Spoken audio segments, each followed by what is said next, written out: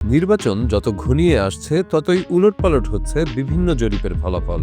বদলে যাচ্ছে দৃশ্যপট। বিএনপি নাকি জামায়াত, কে গঠন করছে সরকার? এই প্রশ্নের উত্তরে সর্বশেষ ইনোভেশন কনসাল্টিংয়ের জরিপে বদলে গেছে অনেক হিসেব। জরিপের প্রথম ও দ্বিতীয় দফায় যে ফলাফল পাওয়া গেছে, তৃতীয় দফায় এসে তার বেশ খানিকটা বদলে গেছে। নির্বাচনের সময় যত ঘনিয়ে আসছে, জনগণের মধ্যে বিএনপির সমর্থন ততই পোক্ত হচ্ছে বলে হালনাগাদ জরিপ চালিয়ে দেখতে পাওয়ার কথা জানিয়েছে ইনোভেশন কনসাল্টিং। বেসরকারি পরামর্শক প্রতিষ্ঠানটির পিপলস ইলেকশন পালস সার্ভেতে দেখা যাচ্ছে, বিএনপির সমর্থন বৃদ্ধির পাশাপাশি এখন ৪৭% বেশি মানুষ দলটির চেয়ারম্যান তারেক রহমানের প্রধানমন্ত্রী হওয়ার সম্ভাবনা দেখছেন। প্রতিষ্ঠানটির তৃতীয় রাউন্ডের ফলাফলে আরও দেখা যায়, আগের রাউন্ডগুলোয় যারা জামায়াত বা জাতীয় নাগরিক পার্টির পক্ষে ছিলেন, তাদের একটি অংশের সমর্থন বিএনপির দিকে ঘুরে গেছে। আওয়ামী লীগের সমর্থকদের বড় অংশও বিএনপিকে ভোট দেওয়ার কথা বলছেন।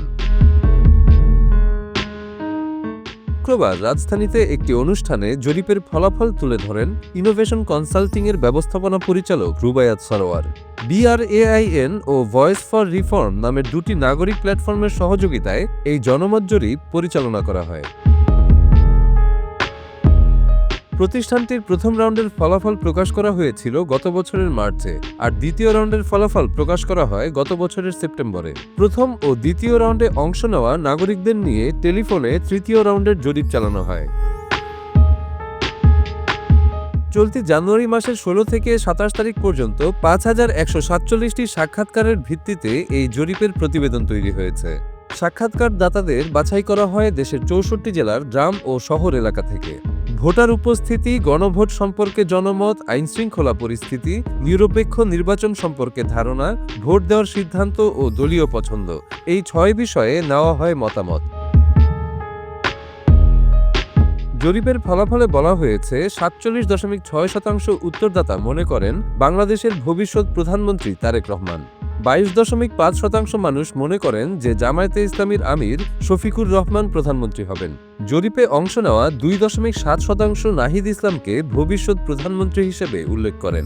২২.২% উত্তরদাতা বলেছেন ভবিষ্যতের প্রধানমন্ত্রী কে তা তারা বলতে পারছেন না। জুলাই অভ্যুত্থানে ক্ষমতাচ্যুত আওয়ামী লীগের আগামী ১২ ফেব্রুয়ারি অনুষ্ঠেয় ত্রয়োদশ জাতীয় সংসদ নির্বাচনে অংশ নেওয়ার সুযোগ নেই। দলটির কার্যক্রমে রয়েছে নিষেধাজ্ঞা, পাশাপাশি নির্বাচন কমিশনে নিবন্ধনও রয়েছে স্থগিত। এ অবস্থায় আওয়ামী লীগ সমর্থকদের ভোট কোথায় যাবে তা নিয়ে রয়েছে আলোচনা।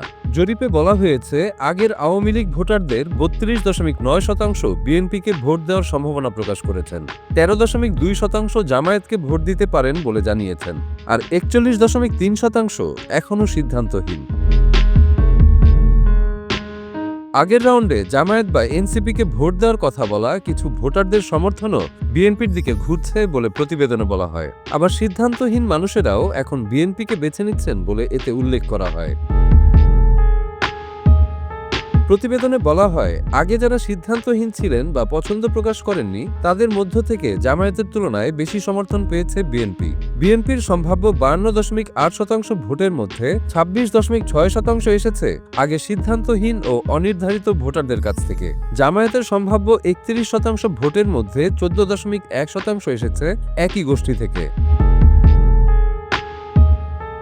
রাউন্ড ৩-এ কিছু জামায়াত সমর্থক তাদের ভোটের পছন্দ প্রকাশ করেননি জানিয়ে প্রতিবেদনে বলা হয়, তুলনামূলকভাবে জামায়াতের ভোট ব্যাংকে অস্থিরতা বিএনপির চেয়ে বেশি দেখা যায়। এছাড়া জামায়াতের সঙ্গে জোটের কারণে এনসিপির কিছু ভোট বিএনপির দিকে চলে গেছে বলেও ইঙ্গিত পাওয়া যায়।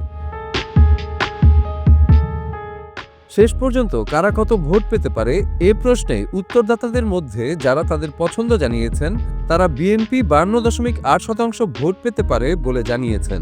জামায়াত ও তাদের জোট পেতে পারে ৩১% ভোট, আর ১৩.২% উত্তরদাতা তাদের পছন্দ প্রকাশ করেননি।